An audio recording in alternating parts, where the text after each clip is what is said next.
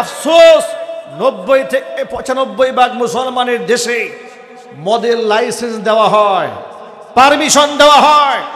আমার বক্তব্য বড় স্পষ্ট, যে জিনিসকে আল্লাহ হারাম করেছেন, বান্দা লাইসেন্স দেওয়ার কে? আল্লাহ যে মদকে হারাম করেছেন, কোন মুসলমানের সন্তান যদি সেই মদের লাইসেন্সের কাতারের মধ্যে সে সই স্বাক্ষর করে, আল্লাহর কসম ওর হাসর হবে ফিরাউনের সাথে, ওর হাসর হবে আবু জেহেলের সাথে। চিল্লা বলো মুসলমান ঠিক কিনা? কারণ তারা ক্ষুধাদ্রোহী, তারা তাগুত। আল্লাহ পাকের নিষিদ্ধ জিনিসকে যারা লাইসেন্স প্রদান করে। আমাদের দেশে মদের ফ্যাক্টরি আছে, বাংলাদেশে উন্নত মানের মদ তৈরি হয়। আমি একদিন সংবাদে দেখলাম গ্যালনে গ্যালনে মদ বের করছে, এমনকি লেখা হচ্ছে যে এর মাধ্যমে শত শত কোটি টাকা বৈদেশিক মুদ্রা বাংলাদেশ অর্জন করে। নাউজুবিল্লাহি মিন যালিক। শত শত কোটি টাকা বৈদেশিক মুদ্রা অর্জন করে, আর এইগুলার সাথে সংশ্লিষ্ট হয়ে রাষ্ট্রের হাজার হাজার কোটি টাকা ধ্বংস হয়ে যায়। কথা বলতে হবে ঠিক কিনা বলেন? একটা রাষ্ট্রের মানুষের যদি চরিত্র না থাকে, আখলাক না থাকে, যদি নীতি এবং নৈতিকতা না থাকে, যদি বিশ্ববিদ্যালয়ের মেয়েরা ধূমপান করে, তাদের ধূমপানের কারণে মহিলা হোস্টেলে আগুন লাগে, এর চেয়ে বড় অধপতন এ জাতির জন্য আর কি হতে পারে? এক সপ্তাহ আগে আপনারাও দেখেছেন, যারা সোশ্যাল মিডিয়া ব্যবহার করেন, কুকুরের বাচ্চার মুখে নবজাতক। এর মানে অভিশপ্ত মা তার বাচ্চাকে গর্ভ থেকে বের করে বাচ্চাকে ডাস্টবিনে ফেলে দিয়েছে। সেই বাচ্চা কুত্তার বা কুকুর কামড়ায়া রাস্তা দিয়ে টেনে হিস্ট্রি নিয়ে যাচ্ছে। মানবতার সাথে এই উপহাস কারা করেছে? মানবতার সাথে এই উপহাস কারা করেছে? নাস্তিকরা করেছে, বেঈমানরা করেছে, মুনাফিকরা করেছে, ইসলাম করে নাই।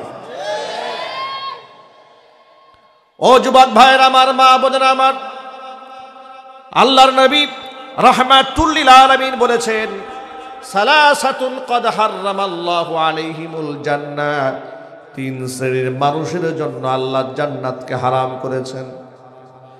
এক নাম্বার হচ্ছে মুদমিনুল খামরি, যারা মদ্যপান করে তাদের জন্য আল্লাহর জান্নাত হারাম।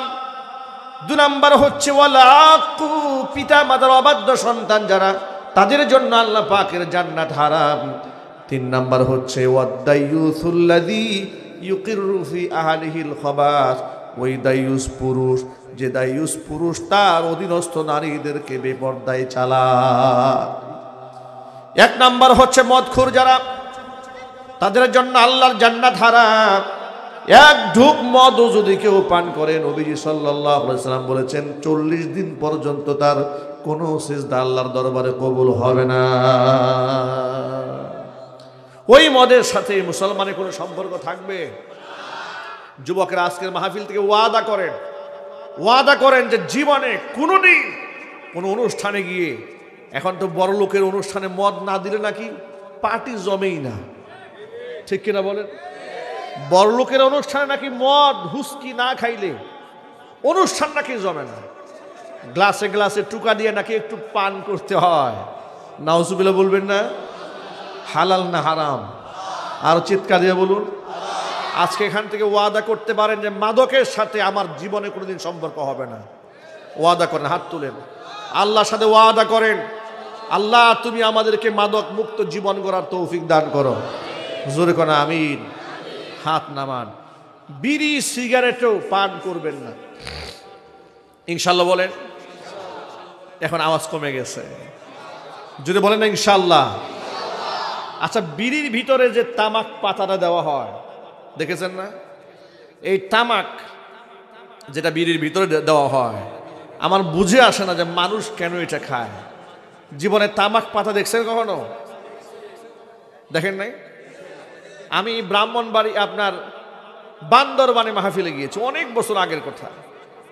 আপনার বান্দরবানে পাহাড়িয়া অঞ্চল, একেবারে উঁচু পাহাড়ের পাশ দিয়ে অনেকগুলা বড় বড় পাতার গাছ লাগানো, এমনকি খোলা একটা জায়গার মধ্যে বিশাল বিশাল পাতা, গাছগুলো একেবারেই সবুজ শ্যামল, এত সুন্দর পাতা দেখে খুব সুন্দর লাগতেছে আমার কাছে। যারা আমাকে নিয়ে গেছে আমি দাঁড়ালাম, বললাম যে ভাই এই সুন্দর চাষ হয়েছে, এটা কিসের পাতা, এগুলো কি এটা? তারা বললেন হুজুর এগুলো হচ্ছে সব তামাক পাতা। কি পাতা? তামাক পাতা। তা আমি বললাম জি এত সুন্দর পাতা, কোনো ছাউনি দেওয়া নাই, বেড়া দেওয়া নাই, কাটা তারের বেড়া দেওয়া নাই, নর্মাল নেট দেওয়া নাই, তো এগুলো ছাগলে তো খেয়ে ফেলবে। হুজুর একটা বিস্ময়কর ঘটনা হচ্ছে, তামাক পাতায় এমন একটা জাতের পাতা এটা ছাগলেও খায় না। সুবহানাল্লাহ বলবেন না? যে ছাগল যে এত বড় ছাগল, কথা বলেন ঠিক কিনা বলেন? যে ছাগল রে 1000 বার যদি আপনি ওয়াজ করেন যে অন্যের খেতে মুখ দেওয়া যাবে না, ও শুনবে না, ঠিক কিনা বলেন? কিন্তু সেই ছাগলেও তামাক পাতা চিনে ফেলছে, ও তামাক পাতা খায় না। আর সেই পাতা মানুষেরা খাওয়ার জন্য কি পরিমাণ পাগল, এটা আবার সুখ টান দেয়, দুঃখ টান দেয়, কথা বলেন না ঠিক কিনা বলেন? অনেকদিন আগে আমার এক বন্ধু, সে ঘরে ইন্টেরিয়ার কাজ করেছে, জিপসামের কাজ করেছে, কাজটা বেশ সুন্দর হয়েছে। আমি বললাম এত সুন্দর কাজটা কে করলো? বলো হুজুর এর একটা ইতিহাস আছে। ইতিহাসটা কি? ইতিহাস হচ্ছে যিনি এটা ড্রয়িং করেছে, রং করেছে, সে আমার সাথে কন্ডিশন দিয়েছে, সে যখন এই রুমে কাজ করবে দরজা জানলা সব বন্ধ থাকবে এবং কাজ শুরু করার আগে তাকে